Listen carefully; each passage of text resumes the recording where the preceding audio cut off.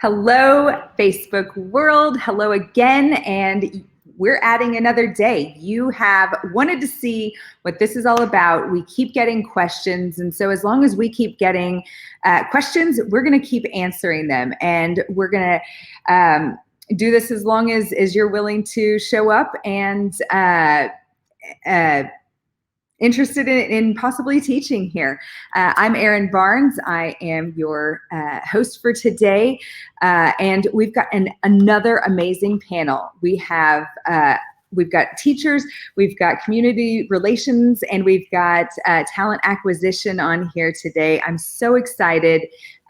You met Kyle last week. He had to run. He had an interview he had to be a part of. Erin is a brand new teacher with us this year, hired on in July. And Leland Taylor, one of my favorite people in the entire world, is here. He's been a principal in this model, and now he's working with bridging community relations, and he kind of just knows everything there is to know about education, right?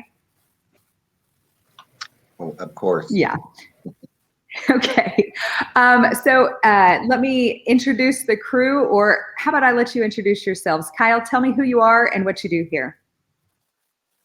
Yes, Kyle Perkins. I am the Director of Talent Acquisition here at Epic. We have a fairly large interviewing team and recruitment team and acquisition team, and I'm in charge of managing them and the different pathways we have to teaching here at Epic. Erin, tell us who you are and when you got hired on, and maybe what made you take the dive over here to Epic. Okay, my name is Erin Garcia, and I am working at the Blended Learning Center in Midwest City as an EPIC BLC educator. I was in a traditional brick and mortar for 10 years, so the decision to make a change was definitely a challenging one, but I knew that EPIC had a jumpstart on what education needs to look like for our current world and for the future, and it was just a great time to make that change, and ultimately it's been the best decision I've made.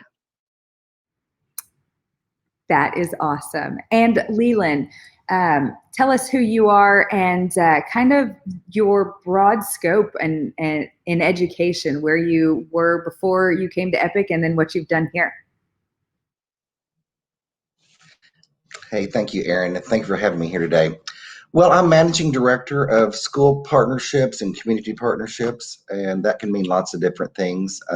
If someone's wanting to a daycare or any kind of, specialty hospital, whatever the case may be, then we reach out to each other and I help connect them to Epic. But yeah, my career started a long time ago. I was at the State Department of Education for 20 years. And then I went to Oklahoma City Community College for about 8 years. And this is my 4th year at Epic. And for 2 years, I was a special education principal. Last year, I was a regular education principal. And now I'm taking on this new role. So I love Epic, but I have been around in education for quite a while now. Awesome. Thank you guys so much. You are a wealth of information, and these people are definitely going to, glean from your experiences here. Everybody wants to know, what does a typical day in the Epic teacher's world look like? And it's such a difficult question to answer because we personalize education here. Everything we do is individualized. I know when I was a teacher, it was traveling to homes, but it was also meeting with kids in whole groups. And everything we did was based on their schedule. Leland, as a principal, what kind of stories have you seen from teachers? Like, what does a day look like here? What does a week look like here? Well, it's obviously different for every teacher, but definitely, I mean, you wake up and you get to moving very quickly in the morning. You'll have text messages and emails and phone calls and those kinds of things from parents and students. And so you work with that, obviously, and being a virtual school, electronic communication is very important to what we do here every day. And but mainly teachers. It's like, I don't know if you remember the old gopher game where you hit a gopher and one pops up, and you hit another gopher and another one pops up. So you're hitting gophers all day long, and helping these kids. You're making sure that they're on pace in their curriculum. So you're looking at what they're doing or they're not doing, and if they are behind pace for that week or that day, however you're monitoring it, then you will probably reach out and talk to the parent or the student and say, hey, you really need to get on your math or your English or your social studies or whatever the case may be. And then, of course, you're constantly revising your curriculum, for the individual instruction for that child. So if something's not working, then you go and you figure out what standards are not being met, state standards, what I'm talking about, and then you work towards putting a new plan together for that child. And so it's very intensive. Awesome. Erin, people want to know, what does the hiring process look like here? When you applied online, what happened next? So I applied online, and then I was contacted through email for an initial interview, and all of the interviews are done virtually, and it's a very well thought out and very thorough process, but it's also very simple and user friendly. So after you do your interviews and your case study, then you will get an email with an offer. And through there, then you start working on your HR paperwork and all of those kinds of things. And all of that is done virtually and digitally on very easy to use platforms. And I have learned that at Epic, there is support at every level along every step of the way. So if you have any questions, there is always someone right there to help you with that process. Yes. I'm sure that there are other districts across the state that offer teacher mentorships because they found a way to do it. But the state did away with the stipend that went along with that a long time ago, before I even became a teacher, 10, 11, 12, 13 years ago. So it's one of those things where if the school can afford something like that, then they do it. Epic is one of the platforms that I know that every single brand new teacher gets a teacher mentor in this program, direct development, as well as a principal to kind of hold their hand and walk them through the process. So I'm really glad you brought that up. Kyle, one of the new things we've got going on this year is the You Teach program. What is that, and what's that mean for your department? Yes, the You Teach program is a new pathway that we have started that works through the American Board to get you fully certified. We have two different routes you can go. The first one is just your traditional emergency certification route, which once can get you through the American Board. That allows you to become certified in a secondary education area and be regular education certified.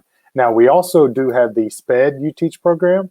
And the difference in the two is obviously you get SPED certified, but in that you also get a 6-week boot camp that prepares you for the test, prepares you to become a SPED teacher, and allows you to get your hands on learning while you're getting kids and while you're getting introduced into Epic.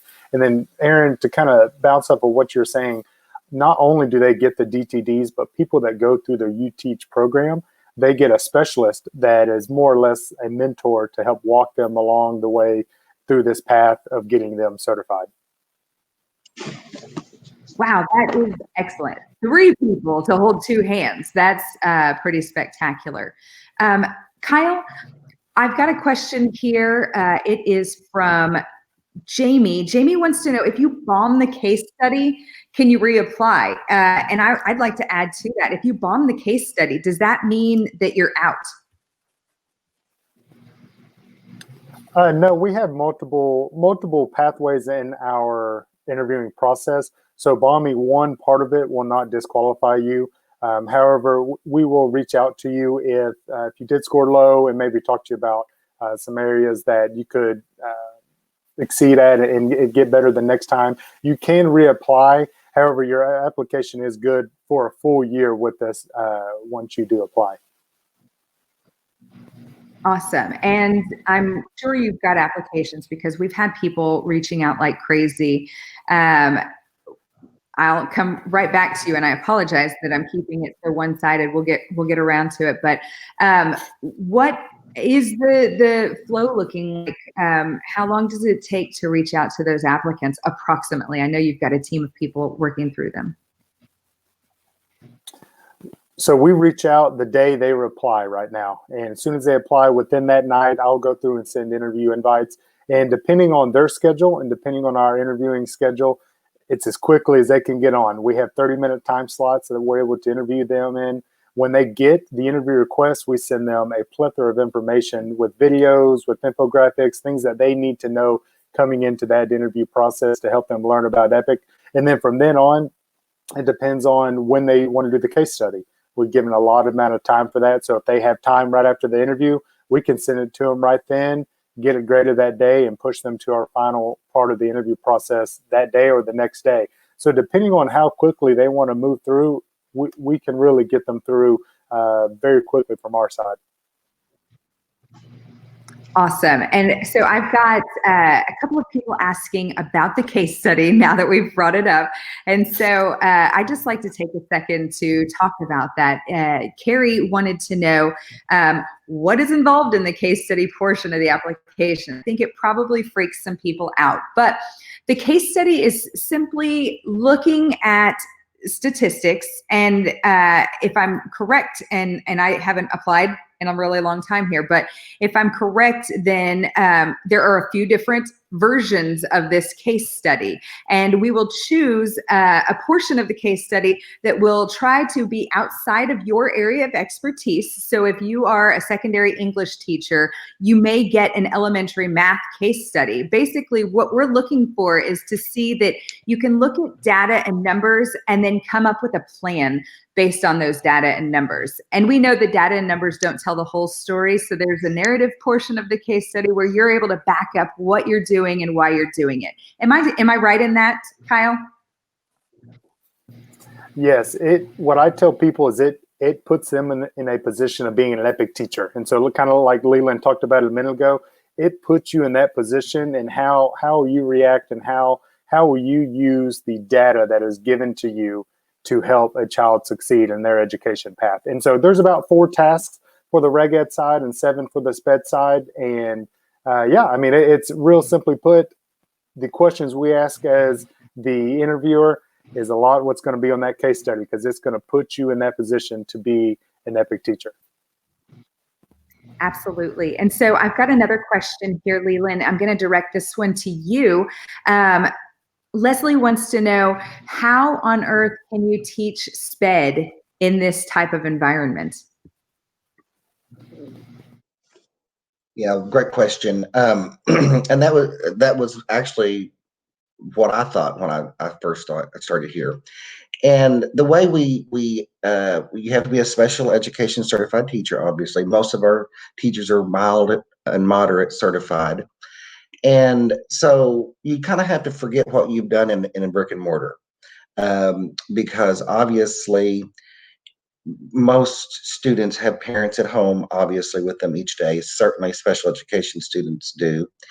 And you work with their IEP. Obviously, we do IEPs based on IDEA regulations, just like a brick and mortar does. And we'll have a meeting with the parent and with the teacher and with the principal and with anybody that we feel needs to be in that meeting. And so we write out the IEP, and we then start implementing the IEP, whatever that might be, whether it has different provisions for vision or hearing, or they need extra math or English skills or whatever the case may be. And so one caveat is, and this is pre-COVID, by the way, but we require you to meet with your special education students once a week in person. And so with regular ed, we require you to meet maybe 2 or 3 times, every 2 or 3 weeks in person. But with SPED, every week, and you can do that in groups, and a lot of people will have 4 or 5 SPED students come to the public library and meet with them. So you really get to know your special education students very well.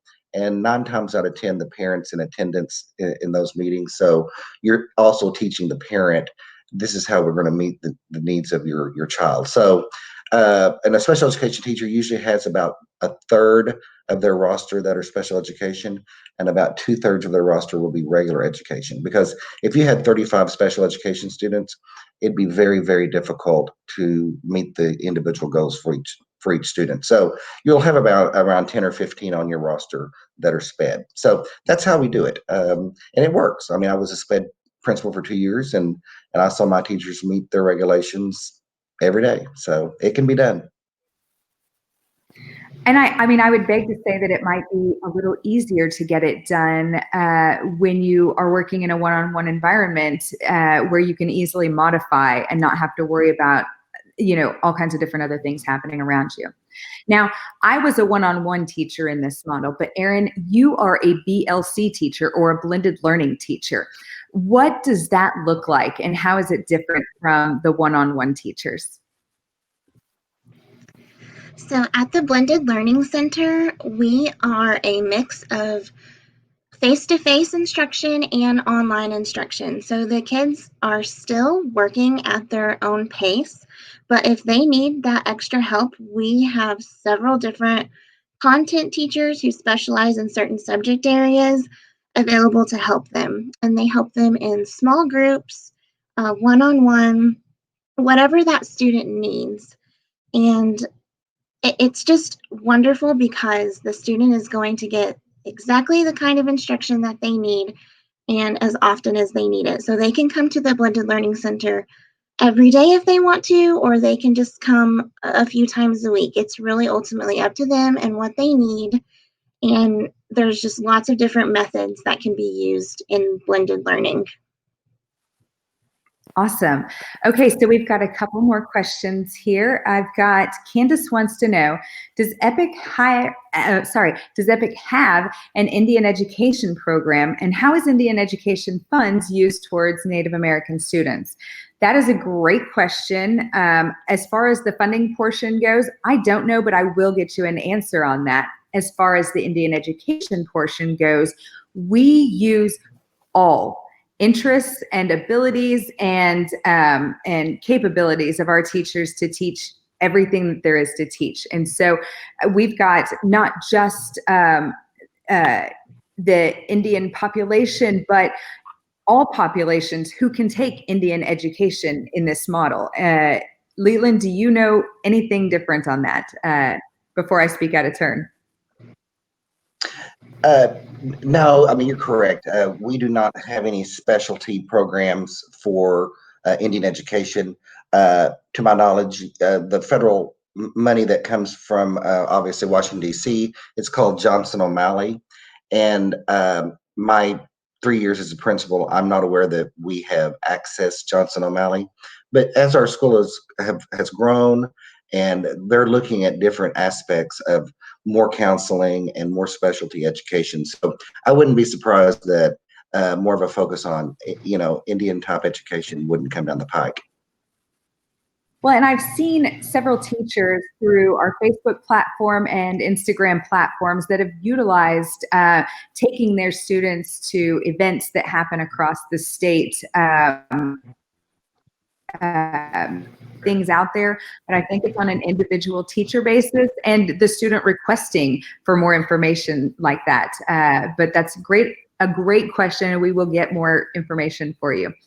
Heidi wants to know, for regular ed, do you kind of like home visit, or do you meet in a public place? And I think that's a great question, Heidi. And it's both. It's what you're comfortable with, what the family is comfortable with, what is needed for that day. And so I know in my time, I've had families that wanted to meet in their home. I've had families that wanted to meet in group places. And then we've had like churches and coffee shops. I mean, just like the public world is your oyster as far as if you don't mind the distractions that go on out there. But I love getting into the homes and seeing where the people are and meeting them where they are, and even helping update their space so that they've got a dedicated space to do their learning. I think it's important as a teacher, to see where my kids are and meet them where they are, if that's a possibility. Okay. Per Heather Harlan, who is watching, and with Epic Educate, she is the student special services. She says, we do not actually have an Indian education program just yet. Okay. Carrie wants to know, how would an out-of-state teacher fulfill the face-to-face requirements that are required? Kyle, can you answer that question for this year? Yes. So obviously, if you're coming to Oklahoma, you would need to apply for your Oklahoma certification. That is a simple process, just a fee and an application. But if you're talking about teaching while living out of state, we do require our teachers to be within 30 miles of their students that they take on. So depending on where you live, we do have some that live right at the border. However, we are looking into the process of hiring some virtual only teachers. But in that case, you would still need an Oklahoma certificate either way. And can you talk really quick about the process with the U-Teach program? Is there, Dr. Keeney mentioned it last week about the process of helping pay for some of those certifications? Yes, don't hold me to it. I believe that as long as they're in the program, Epic will reimburse their certification test as they're taking it. Like I said, don't quote me on that. That'll be a Dr. Keeney question. But when they start the boot camp, when they start the emergency certification process, they're on getting paid by Epic immediately. Awesome. And I know that we have reached out to some very specific zip codes out there, because we've got a large population of families that are saying they want to be virtual only because of the coronavirus. And so we are definitely hiring out of state, but for a very specific cause and a very specific purpose. Very good. Let me see here. Joel wants to know, if I were a teacher and had students taking advanced placement and I was not able to assist them, how would I help them get what they need? And that's a great question. We actually didn't offer advanced placements in the past because we were worried about those highly specialized areas. But with the state's passage of all districts offering advanced placement, we've actually hired on an advanced placement person. So that person would take care of those classes for you. And so you may have a student in an AP US history class. That class would be taken care of by another teacher. You would then manage the rest of those courses. I hope that helps, Joel. And if it didn't, maybe let me know and I can get you some more clarification. All right, so let me see here. Okay, sorry. Leland, can you talk to me about the principal's perspective? What do we look for in teachers here? What kind of people are we hiring to come on and teach at Epic? Yes, well, we have a diverse group of teachers. I was very impressed with the pool of teachers that I had when I first got here. And but obviously the number one thing, as Kyle was talking about, would be they need to be Oklahoma certified teachers. And sometimes people think that because we're a charter school that we don't require Oklahoma teaching certificates. And so if you don't have that, then obviously you wouldn't be a part of our school, because every one of our teachers are certified. And but we're looking for people that basically, understand the Oklahoma standards, how to teach those Oklahoma standards, because obviously we're judged upon that as a school, and students are judged upon their, fulfilling the Oklahoma standards requirements and to mastery. And so, but we also are looking for teachers that are not scared of technology. Obviously, what we're doing here today, this is technology based. You'll be working in curriculums that are very, computer based, and so you'll have to understand how to work through those programs, reset programs, and help the students when they get stuck. And so we're looking for teachers basically that aren't scared of those kinds of things. So, but yeah, I mean, if you're excited about working in a virtual environment, which is kind of scary sometimes, but if you've been going every day of your life, this might be the place for you. Absolutely. Victoria wants to know, how many interviews do we go through to start working, or how long does that interview process take? And Victoria, Kyle alluded to the fact that it takes as long as sometimes your schedule allows for, but how many interviews, Kyle, are there in the interview process? For the traditional route of the Reg Ed and SPED, there are the initial interview, then the case study, which you don't actually meet anybody with that. You just turn that in. It is graded.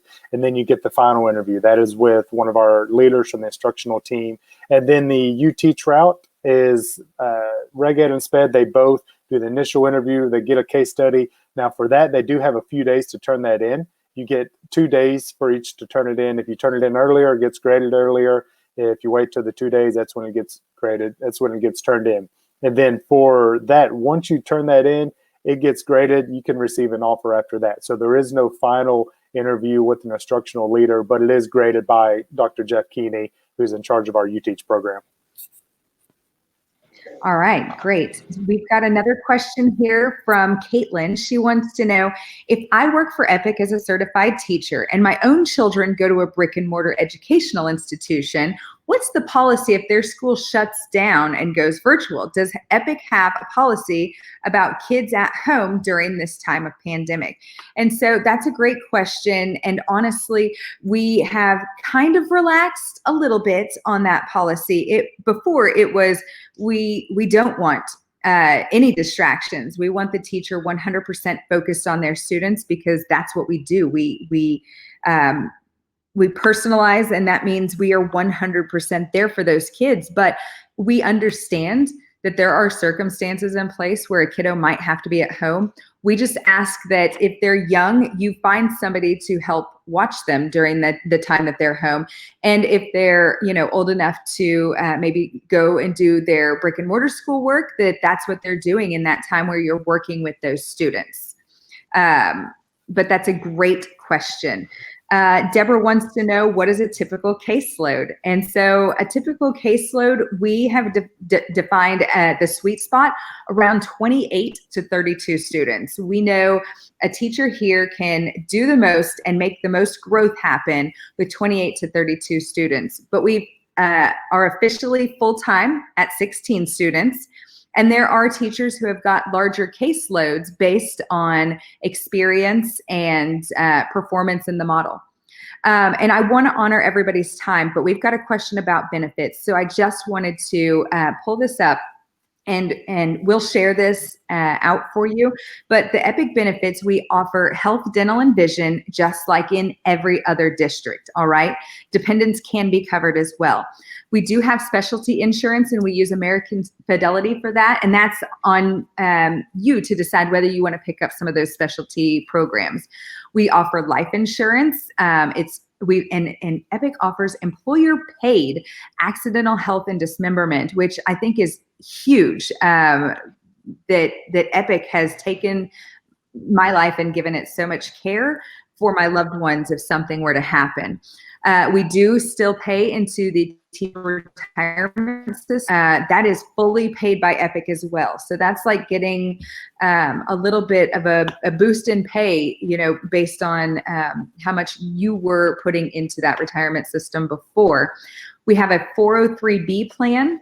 Now, EPIC does not match that, but it's just like a 401k where you can put funds in there and save up for your retirement. And then after a 1-year waiting period, we offer an educational benefit for current and former student loan repayment. And I think that those are benefits that should definitely be mentioned before in this time, because I think all of those things help show why this might be the place to come if you're still kind of on the fence or undecided. Leland, do you have any last words for the teachers that are watching, or the potential teachers that are watching? Why should they come and teach in this model?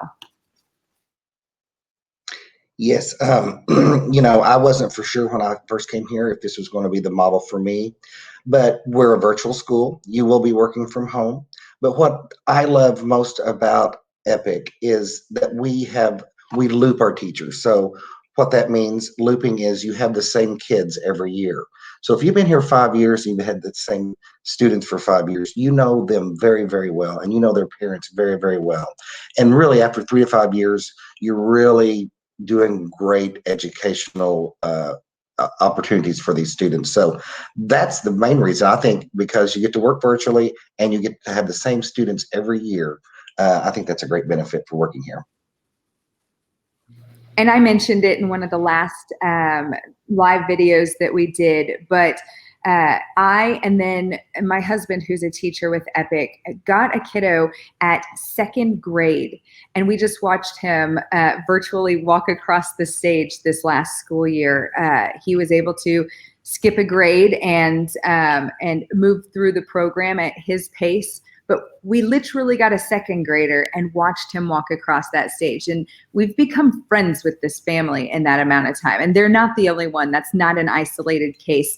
Most teachers end up keeping somewhere between 70 and 100% of their roster year after year after year here. And that is huge. That is a huge benefit. You already know the family. You already know the strengths and the weaknesses of the student. And that is something you don't have to start in the hole on each year by getting a brand new roster. Kyle, is there any last words that you want to give somebody who's thinking about coming on board? Yes, I would say if you're thinking about it, definitely go apply. We give a lot of information when we send out the pre-interview invite. And there's, like I was mentioning there's 2 sets of videos on there that give a ton of information about Epic, what a Epic teacher looks like, pay, compensation, all of the above. And then also gives you an infographic so you can have that and refer back to it. In that worse, you get to meet with one of my fantastic talent acquisition specialist team members, and they can talk you through what an Epic teacher does and what it would be an Epic teacher. And talk to one-on-one is a huge benefit. So I did, at the very least.